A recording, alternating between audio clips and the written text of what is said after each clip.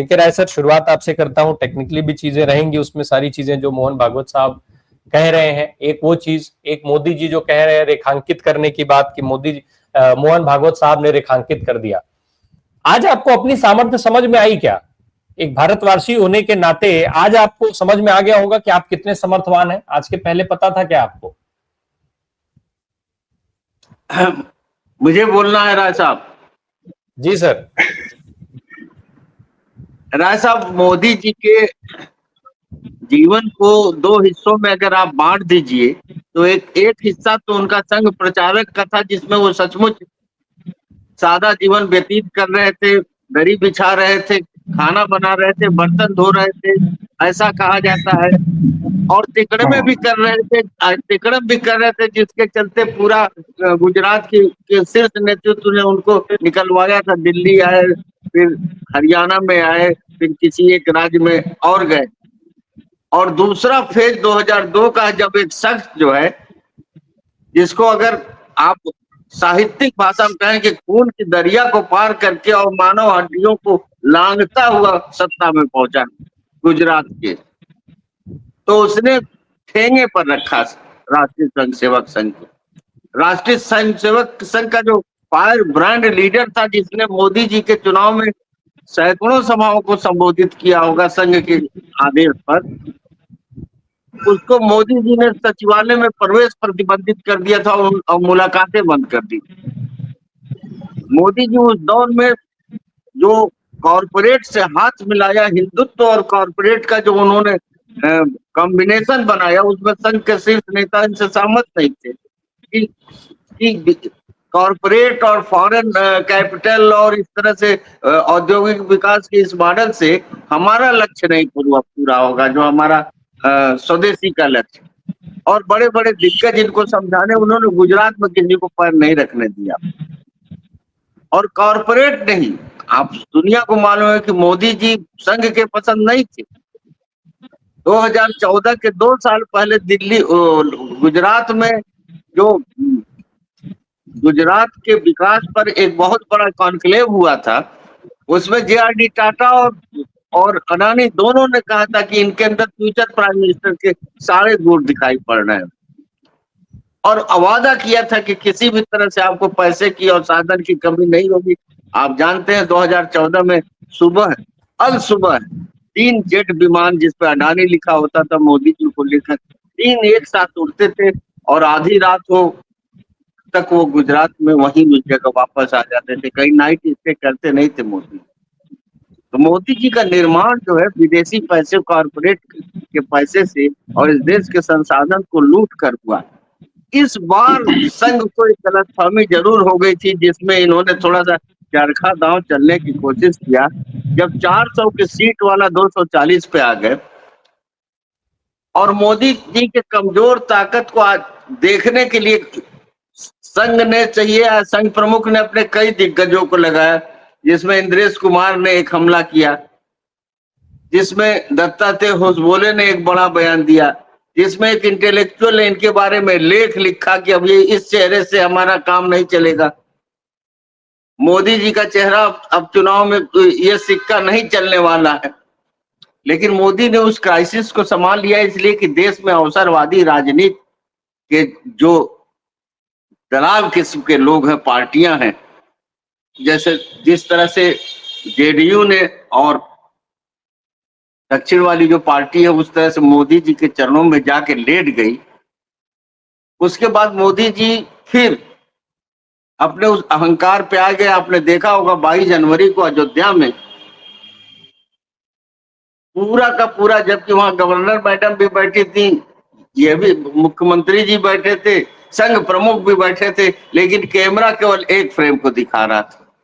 जो प्रवेश हुआ पूरा एक सिनेमैटिक फोटोग्राफी का अद्भुत नजारा पेश किया गया, उसमें केवल मोदी जी चल रहे थे। कॉरिडोर में, बरामदे में, सीढ़ियों पर एक राजसी ठाट के साथ जैसे युवराज जा रहा, उस तरह से प्रस्तुत किया गया था। तो मोदी जी ने इनको कई मौकों पर बताया कि नंबर 1 मैं हूं, नंबर 2 आप हैं। और ये जो 75 का इन्होंने जो जिस कार्यक्रम के बहाने 75 का जिक्र किया, इनको भरोसा था कि मोदी जी की लोकप्रियता जो सरकार में और संसद में घट रही है, भारतीय जनमानस में जो अलोकप्रिय हो रहे हैं, उसमें 75 एक बहाना होगा। हो सकता है भाजपा के भीतर से आवाज उठे, क्योंकि कई इंटरव्यू गडकरी साहब के आ गए थे। हमारे उत्तर प्रदेश के मुख्यमंत्री जी संघ के चहेते अगले प्रधानमंत्री के रूप में उत्तर प्रदेश का बहुत बड़ी जनसंख्या इनको मान के चल रहा है कि अगले प्रधानमंत्री हैं, और तेवर उन्होंने संभल से लेकर बरेली तक दिखा भी दिया कि अगला प्रधानमंत्री कैसा होगा। वैसा ही होगा जैसा सावरकर थे, वैसा ही होगा जैसे गोलवरकर थे। वो पूरी छवि प्रस्तुत की। अब ये भाषण जो है, ये जो एक दूसरे को मतलब कि आप हमारा पीठ खुजला दीजिए, हम आपका पीठ खुजला दें, अब इन लोगों के अंदर एक शक्ति का संतुलन हो गया है। मोदी जी ने साबित कर दिया कि संघ जो है हमारे दिशा निर्देशों और हमारी कृपा पर है। संघ, आप जान लीजिए कितने 100 या 1000 करोड़ रुपए में 14 तल्ला टावर जो बना है झंडेवाला में, क्या ये इसके लिए पर्ची कटी है, रसीद कटी है? क्या क्या दुकानदारों ने पैसा दिया है? 7 स्टार सुविधाओं में संघ के लोग, हम लोग बचपन में देखते थे कि फटेहाल कभी उस रिक्शे से भी नहीं चलना चाहते थे, पैदल चलते थे और लोगों के घर में रुकते थे। आज 5 स्टार 7 स्टार सुविधाओं में उनको रखा जा रहा है। आज वो कौन क्लास होता है, बिजनेस क्लास की यात्राएं कर रहे हैं। आज वो बड़े बड़े मंत्रियों को ट्रांसफर पोस्टिंग में लगे हैं, लाइसेंस में लगे हुए हैं। एक साहब गए, हमारे हाई कोर्ट के वकील साहब, एक बहुत नाम लेने फायदा नहीं, संघ के बहुत बड़े, तो उनसे मुलाकात हुई। उन्होंने कहा भाई मुझको सरकारी वकील, मैं जीवन भर शाखा में ध्वज प्रणाम किया हूं, मुझे अभी तक सरकारी वकील बनाए। उन्होंने डांट दिया, कहा मैं यहाँ सरकारी वकील बनाने के लिए आया हूँ, यहाँ मुझे इन्वेस्टमेंट कराना है, यूपी के इंडस्ट्रियल डेवलपमेंट को सुनिश्चित करना है, मुझे बड़े पूंजीपतियों का बाजार यहाँ पर कॉन्क्लेव करना है, उनको बुलाना है। तो ये संघ की मानसिकता हो चुकी है। संघ, ये जो दर्शन है, ये टैरिफ के मार से लोग स्वदेशी बोल रहे हैं।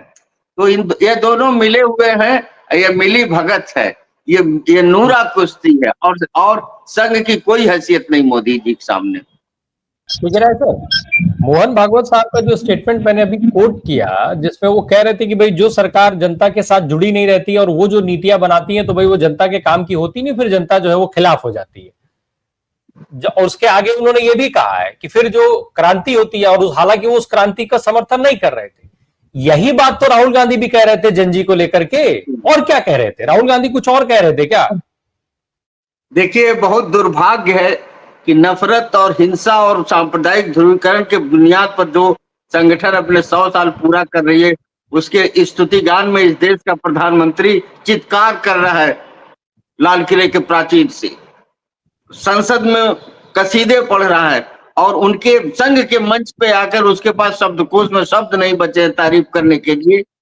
और वो, अगर आरएसएस को समझना है जिसका 100 साल, हम कम्युनिस्ट के भी 100 साल पूरे हो रहे हैं, जिस पर चर्चा नहीं हो रही है, जिसने अनगिनत कुर्बानियां दी आजादी की लड़ाई में, जिसने भगत सिंह को पैदा किया, जिसने शिव वर्मा मनमथनाथ गुप्त को पैदा किया, जिसने कैप्टन लक्ष्मी सहगल को पैदा किया, और अनाम लोगों की कतारें हैं जो अब इस देश की आजादी के लिए कुर्बान हुए।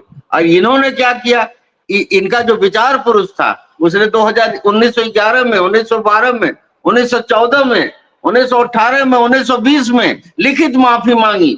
3 साल भी नहीं रह पाया वो, 3 साल भी और काला पानी में नहीं रहा, लिख के माफी मांगी। सन 24 में छूटा, उसके बाद 23 साल तक वो आजादी के तक 47 तक उसने पेंशन लिया, और उसके लिए इतना बड़ा महिमा मंडन हो रहा है, वो देश को आज दिशा दे रहा है। ये जो मोदी योगी जी ने कहा, इस बरेली वाले घटना पर 1934 में सावरकर ने कहा था, सावरकर ने साफ कहा था कि मैं सहमत हूं हिटलर के यहूदी नरसंहार योजना से, क्योंकि किसी देश में बहुसंख्यक ही तय करेगा कि अल्पसंख्यक को जिंदा रहना है, इस देश में रहना है कि नहीं। और ये जो हिटलर ने जर्मनी में किया, जो मुसोलिनी ने अपने देश में किया, इटली में, वही भारत में मुसलमानों और ईसाइयों के साथ होना चाहिए, लिख के दिया है। आज हमारी योगी जी कह रहे हैं कि मौलाना को पता नहीं है कि किस बाबा का सरकार है। योगी जी कह चुके हैं कि कब्र से निकाल कर इनके औरतों का बलात्कार होगा। योगी जी ने कह दिया है कि तो तुम्हारी जगह कब्रिस्तान में है। यह हिटलर की भाषा है, यही संघ की भाषा है, यही ये जो मीठी मीठी बातें कर रहे हैं, इन्होंने पूरे देश में, चाहे वो चर्चों पर हमले करवाते हैं, आज भी मस्जिदों पे हमला करवाते हैं, दरगाहों पर, मजारों पे हमला करवाते हैं। और मोदी जी के सामने तो इनकी इसलिए घिग्गी बधी है कि वो जानते हैं कि इनका सारा प्रोजेक्ट मोदी के जरिए पूरा हो रहा, चाहे राम जन्मभूमि हो, चाहे कॉमन सिविल कोड हो, चाहे वो हिजाब हो, चाहे वो थर्ड तलाक हो, चाहे जो भी हो। और मोदी जी ने साध लिया है इस देश की न्यायपालिका को, सारे फैसले वो न्यायपालिका से। देखिए मथुरा का भी फैसला आ जाएगा, अयोध्या का फैसला आ चुका है, 3 तलाक का कॉमन सिविल कोर्ट में हाई कोर्ट के फैसले चले आ रहे हैं कि नहीं इसको लागू करिए। उत्तराखंड सरकार को बल मिला वहां के जुडिशियल जजमेंट से। तो आज जरूरी है कि इनके असली चेहरे को, जिस देश में बेरोजगारी इतनी ज्यादा है, जिस देश में विदेशी लोन यहाँ के जीडीपी के लगभग बराबर हो रहा है, और जिस देश की दुनिया में साख खत्म हो गई। आपको मालूम है जब मोदी जी का रामदाना बांटने सांसदों का समूह देशों में गया पहलगाम के बाद, हर देश में पूछा गया कि फिलिस्तीन का साथ आपने क्यों छोड़ दिया, इजराइल के साथ आप क्यों खड़े। गल्फ में तो इन लोगों को बेइज्जत किया गया कि आपके देश में अल्पसंख्यक सुरक्षित क्यों नहीं है। मैं आपके इस महत्वपूर्ण चैनल से कह रहा हूं कि संघ के कारण अल्पसंख्यक सुरक्षित नहीं, संघ के कारण कौन सा ये हिंदुओं का संगठन है कि केवल चित पावन ब्राह्मणों को भी आपने केवल बनाया। रज्जू भैया को कैसे हटाएगा इस पे मैं कुछ नहीं कहना चाहता हूं। कोई दलित बना, कोई बनिया व्यापारी बना, कोई महिला बनी, कोई आदिवासी बना, कोई समाज के वंचित वर्ग का आदमी को आपने आगे किया। आप महाराष्ट्र के खास इलाके, और चितपावन ब्राह्मण ये भी था, सावरकर भी, जो गो मांस खाता था और उसकी पैरवी भी करता था। इनका दर्शक इस देश में वही है। मुंजे साहब तो गए थे, और ये जो संघ का ड्रेस है यही मुसोलिनी ने इनको सजेस्ट किया था, उनके संगठन का यही ड्रेस था, यही टोपी, यही डंडा, यही हाफ पैंट, और ये ध्वज प्रणाम है यह भी उन्हीं का था। इटली के जो एक और चीज है कि सर, मैं समय हमारे पास कम है तो मैं जरा आप सबसे इन चारों लोगों से मैं इस एक सवाल पे जवाब लूंगा, बहुत छोटा छोटा 1-1 मिनट का। सर आपको याद होगा मोदी जी ने एक इंटरव्यू दिया था जिसमें उन्होंने कहा था कि मेरी जो रिस्क टेकिंग कैपेसिटी है उसको अभी देश ने पूरी देखा नहीं है, पूरी तरीके से वो देख नहीं पाए हैं। मोदी जी ने ये बात पहले जो कह दी थी, अब वो धीरे धीरे साकार रूप में देश को दिख रही है कि यही रिस्क टेकिंग जो कैपेसिटी थी, जो मोदी जी की अभी तक देश ने नहीं देखी थी, वो अब देखना शुरू हुआ है। उसकी शुरुआत मानी जाए, चाहे वो ऑपरेशन सिंदूर हो। ऑपरेशन सिंदूर में जब सेना ने चढ़ करके एकदम छाती पर वो मिसाइल दागने की तैयारी में थे, तो फटाक से सीज फायर कर लिया गया। उसके बाद ट्रंप साहब बार बार 50 बार नहीं बोलूंगा, आदम सर ने बता दिया है, तो वो वहां बार बार ये कह रहे थे कि भाई सीज फायर उनकी वजह से हुआ, मोदी जी ने नहीं बोला। तो रिस्क टेकिंग कैपेसिटी की शुरुआत हो गई है, अभी डेप्थ और बाकी है। लेकिन ऐसा बहुत संक्षेप में छोटा छोटा जवाब सबसे। अनम्यूट करिएगा सर, अनम्यूट करिएगा, म्यूट हो गया।